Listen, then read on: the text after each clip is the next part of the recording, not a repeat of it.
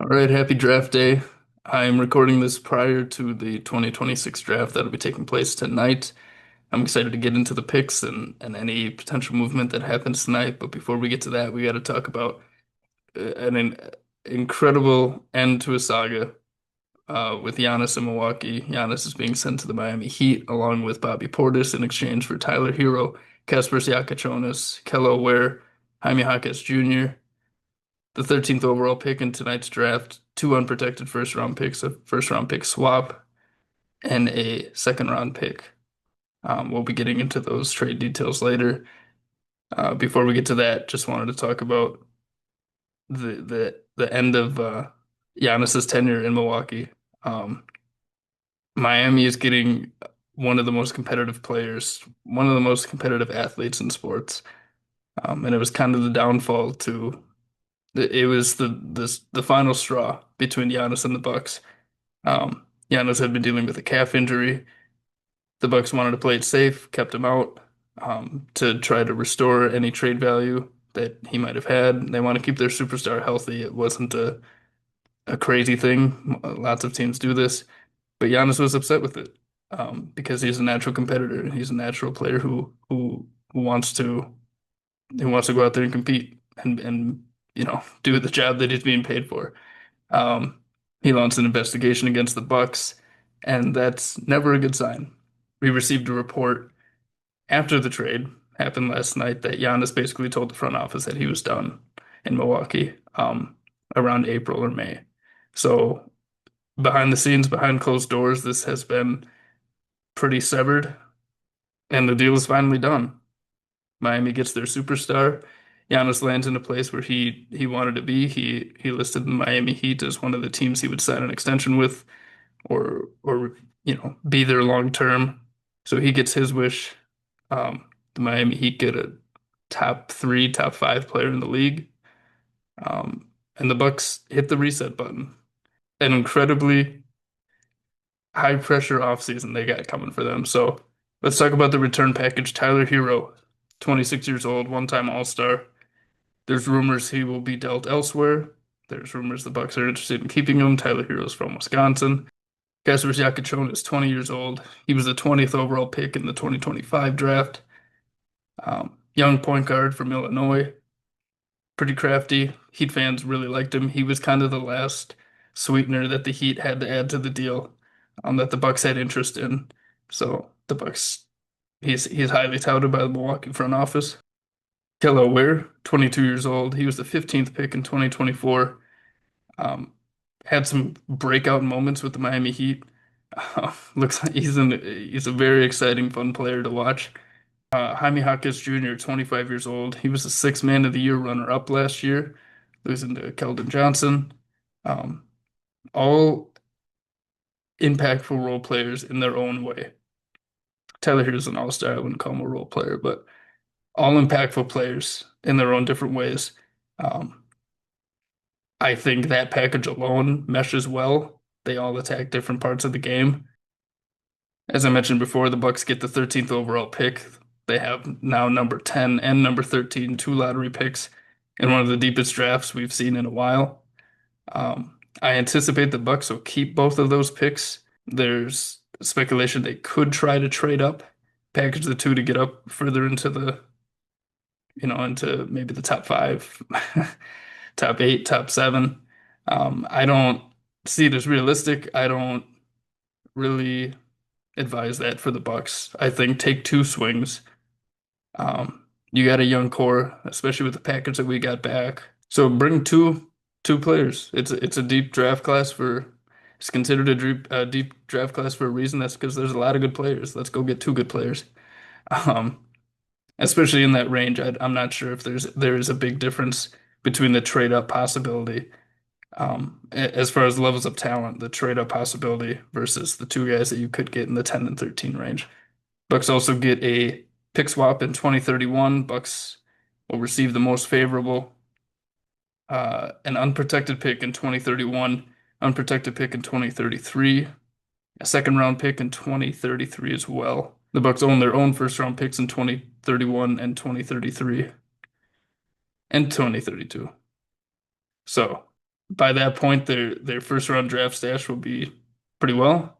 Up until then, it's looking a little bit bare, and we'll get into that later as well. Through this trade, they created a $25.5 million trade exception.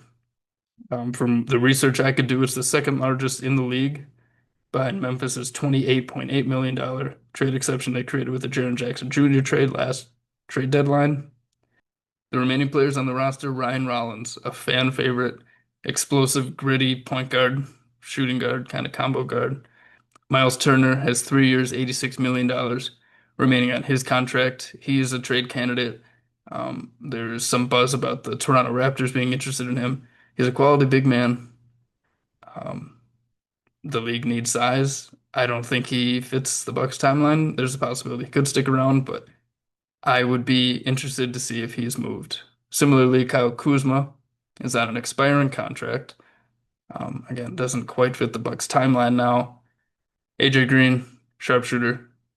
Gary Harris accepted his $3.8 million player option, so he will be back with the team. Pete Nance, who was converted at the end of last season, he'll be on a non-guaranteed contract. A ton of player options coming up.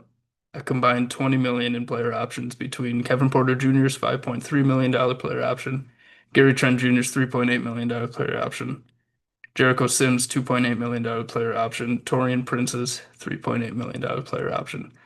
So, however the Bucks want to manage their roster, it's really up to those four guys, whether they accept or decline. The landscape of the Bucks going from competing in playoff series 2 seasons ago until now has changed drastically.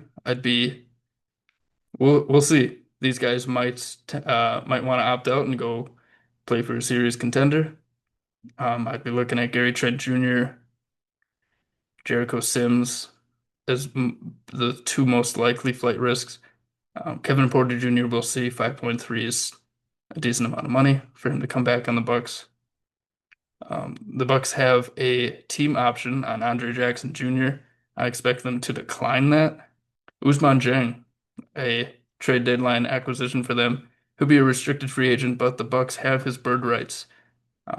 He had some good flashes with the Bucks through that super impactful March and April basketball. Um, they seem to like him quite a bit. He was getting starting opportunities, so we'll see if the Bucks bring him back and what that number looks like. The last two players from last year's roster are the Antetokounmpos. Alex Antetokounmpo is a restricted free agent. Thanasis Antetokounmpo is an unrestricted free agent. I don't see a world where they come back. Um, so yeah, interesting roster. Like I mentioned before, picks 10 and 13. Um, such a great draft to have two lottery picks in. Um, is it worth it at the cost of your generational superstar? We'll see. We'll see. A lot of pressure on the Bucks. They've had some ups and downs in the years past, but we'll see which way they go. So what other moves do they have to make this summer? After waiving Damian Lillard, they're still paying him $22.5 million annually until 2030, which sounds scary. But with the Giannis Antetokounmpo trade with the $25.5 million trade exception, the Bucks have bumped their team salary down to $158 million. Um, I think that's subject to change, especially with guys like Kuzma and Turner, like I mentioned previously, possibly being on the move. Tyler Hero possibly being on the move. This trade could be expanded. It can't be finalized until July 6th.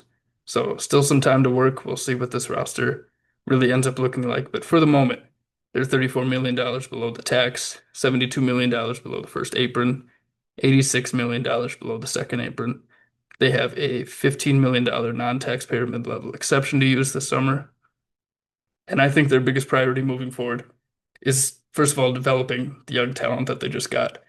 Jonas, Ware, Rollins, the two picks that they make in this draft. But I think their next step moving forward is finding ways to get into the 2027 draft and the 2029 draft. The Bucks' first round picks in 20 their single first round pick in 2027 will go to either the Pelicans or Atlanta. There is no option, there is no swap, there is no way for the Bucks to get into the draft through this pick. Similarly, with 2029, that pick is owned by Portland or Washington. So the Bucks have no draft picks in 2027 or 2029, and they don't look like the most competitive roster either.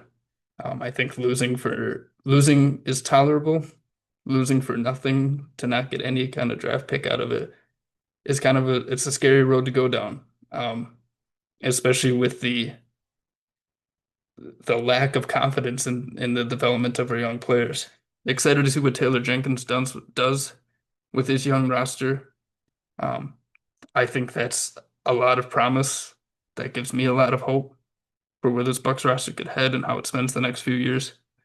Their first round pick in 2028 and 2030 are both swap worse with Portland from the Drew Holiday, Damian Lillard trade. So the Bucks will have a first round pick in 2028 and 2030, but it'll be swap worst. Pretty unpredictable future, but I think prioritizing finding ways to get back into that draft um, should be a route they go if they decide to move off the veterans. So the Miami Heat, they land Giannis Antetokounmpo. He becomes extension eligible 6 months from the date of the trade. The trade cannot technically be finalized until July 6th. 6 months out from that will be January 6th. He'll become extension eligible for a 4 year, $275 million extension.